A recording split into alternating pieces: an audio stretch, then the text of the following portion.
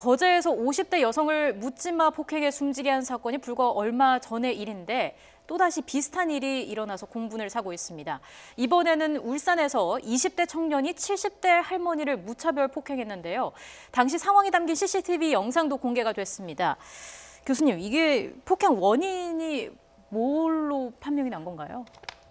그 뭐 술 마신 20대 청년인데요. 네. 이 사람이 취업 준비생으로 알려졌습니다. 예. 그래서 도서관에서 나와가지고 친구하고 소주 2병을 나눠 마셨다라고 하는데 그리고 난 뒤에 이제 길을 가다가 버스 정류장 근처에서 보통 이제 폐지를 줍는 그 할머니들이 많지 않습니까? 네. 근데 아마 지금 이제 이유인지는 모르겠어요. 자기는 그 이유를 대고 있는데 혼자말로 할머니가 뭐라고 얘기를 하는 것이 자기를 향해서 욕을 한다. 네. 이렇게 이제 생각을 했다라고 해요. 뭐 그렇다 손 치더라도 그 할머니를 무차별적으로 폭행을 갖다가 해서 지금 한 5분 정도 계속됐다는데 사실 5분이라고 하는 시간이 상당히 긴 겁니다. 네. 폭행을 당하게 된다면 그 근처에 지나가던 이제 고등학생들이 그것을 발견하고 말리고 경찰에 이제 신고를 해가지고 이제 그 종료가 된 사건인데 지금 이 사건과 연관해 가지고 아까 그 말씀 나왔던 그 거제도에서 발생됐던 그 사건하고 형태적으로는 굉장히 뭐 거의 유사해요. 네. 그래서 술 먹은 20대가 술을 먹지 않고 아주 사회적인 약자인 그 노인에 대해서 무차별 폭행을 했다. 그리고 폭행 이유도 정말 이유같지 않는 이유를 되고 있다. 뭐 이런 점에서는 두 사건이 거의 동일하다고 저는 봅니다. 네. 말리는 사람이 없었다면 사실 이번에도 유사한 사항이 발생했을 가능성을 우리가 전혀 배제할 수가 없죠. 네, 이번 사건도 말씀해 주셨지만 그 노인이나 여성을 상대로 한 이런 약자를 상대로 한 범죄라는 점에서 더 분노를 사고 있는 것 같습니다. 그 약자를 폭행할 경우에는 뭐 좀 더 혐의가 중해진다거나 이런 부분이 혹시 있습니까? 뭐 그렇지는 않죠. 뭐 특별히 약자 왜 그러냐면 이제 범죄자들은 이 범죄학적인 측면에서는 좌우간 그 범행 대상을 무조건 약자를 고르는 그런 그 경향이 있어요. 네. 왜냐하면 자기보다 더 센 사람을 골랐다가는 거기에 대해서 반대급부적으로 자기가 어떤 위험에 처할 수 있기 때문에 심지어는 약간의 어떤 그 조현병 증세가 있는 그런 사람들도 아주 그 강한 사람들보다는 길가를 가는 약자를 선택하는 그런 경우가 있단 말이죠. 예. 그래서 이것은 우리 사회가 이 취준생이라고 하면 나름대로 이 현대 사회를 살아가면서 스트레스를 갖고 있지 않는 사람이 어디가 있습니까? 그런데 다 스트레스를 갖고 있을 수 있는데 그 스트레스를 푸는 그 해소의 대상으로 약자를 골랐다는 거죠. 이번 같은 경우는 신체적인 약자일 뿐만 아니라 사회적인 약자를 골랐다라고 하는데 주목이 됩니다. 네. 이 피해 할머니는 물론 신체적인 고통뿐만 아니라 정신적인 고통도 호소를 하고 있는 상황인데요. 피해 할머니의 목소리를 직접 한번 들어보고 다시 돌아오겠습니다.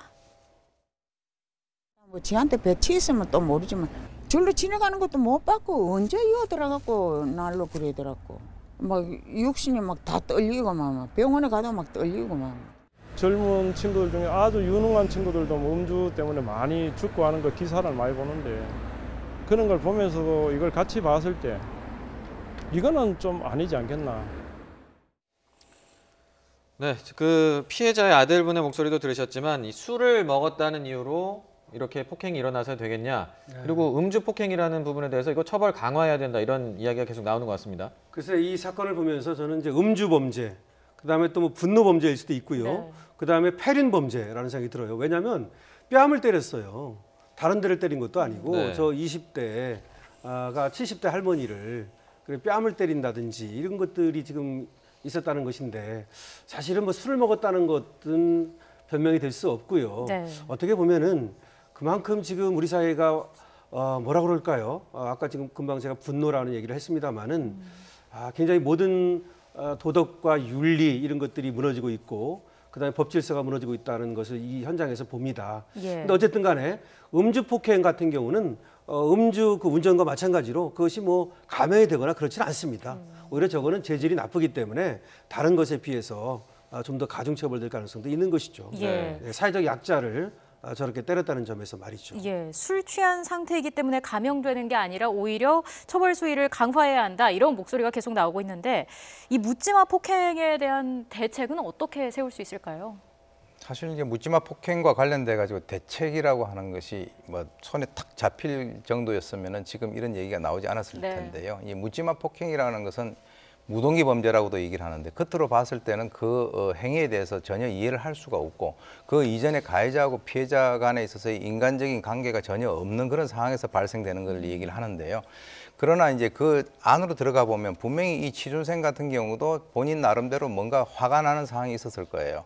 화가 나는 상황이 있었는데 그때 지나가는 어떤 그 경찰에게 그것을 갖다 푼다라고 하는 것은 본인이 바로 체포될 수 있는 그런 위험성이 있다. 네. 그랬을 때 자기 마침 그 눈앞에 나타난 그 사회적 약자가 나타났다 했을 때 이제 그렇게 되는 건데요. 사실은 이런 것들이 그 근본적으로 이 사회가 사회적 약자, 우리가 통상 갑을 관계에서 갑질이라고 얘기를 많이 하지 않습니까? 네. 그런데 그것이 대부분의 사람들은 이게 정부 뭐 대기업이라든가 뭐 재벌들이 갑질을 한다라고 생각을 할지 몰라도 갑질은 사회 곳곳에 있거든요. 즉 다시 말해서 상대적인 힘의 우위, 네. 어떤 권력적인 그런 관계에 있을 때는 두 사람이 있는다 하더라도 거기서도 갑을 관계가 형성이 될 수 있는데 우리가 일반적으로 갑질 그러면은 대기업 또는 뭐 큰 뭐 총수 이런 사람들만 얘기하는데 사실은 이것도 어떤 일종의 그 갑질이란 말이죠. 네. 자기보다 힘이 약한 사람을 골라서 그렇게 만약에 여기서 잡히지 않았다거나 하면은 이 사람은 거기서 더 많이 폭력을 가하고 거길 피했을 거예요. 그런 상황에서 글쎄요, 우리나라 같은 경우는 이제 이것에 대해서 사회적인 인식을 해야 될 때라고 봅니다. 네. 이전에는 이러지는 않았어요. 적어도 아까 말씀하셨지만은 폐륜 범죄 같은 것이 나이가 많은 사람들에 대해서는 뭐 아주 공경하지는 않는다 하더라도 이런 식으로 폭행은 가하지 않았는데 이제는 좀 사회적인 분위기가 조금 좋지 않은 방향으로 가고 있지 않는가라고 생각이 돼서 상당히 우려되는 그런 부분입니다. 네. 예. 일상에서 드러나지 않는 곳곳에 있는 갑질이 좀 더 무서운 것 같다는 생각도 듭니다.